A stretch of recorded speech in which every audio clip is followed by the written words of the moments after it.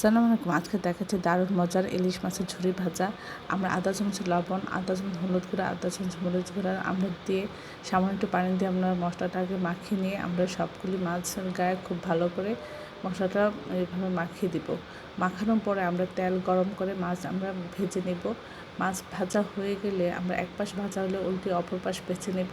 দুই পাশ ভাজার পরে আমরা এটা নামিয়ে সবগুলি মাছের পিসের কাটা বেছে নেব।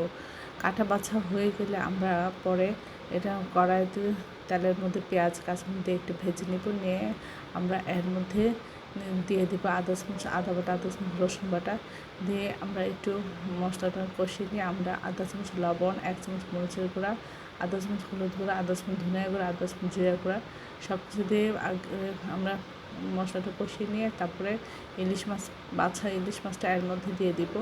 দিয়ে এভাবে আমরা ভেজে অনেকক্ষণ ধরে নাড়াচাড়া করে যখন পানি শুকিয়ে যাবে, ভাজা ভাজা হবে, লাল লাল হয়ে যাবে, তখন আমরা এটা নামিয়ে পরিবেশন করব। অসম্ভব মজা হয়। আশা করি এই রেসিপিটা আপনারা একবার হলেও ট্রাই করবেন। সবাই আমার চ্যানেলটি লাইক করুন, শেয়ার দেবেন, সাবস্ক্রাইব করুন, আমার প্রিয়জনকে বেশি বেশি করে শেয়ার দেবেন। আমার চ্যানেলে সব রকম রান্নার রেসিপি রয়েছে, আশা করি দেখবেন। আর এটা অন্যরকম একদম ডিফারেন্ট অসাধারণ লাগে। আশা করি একবার হলেও এই রেসিপিটা আপনারা ট্রাই করে প্রিয়জন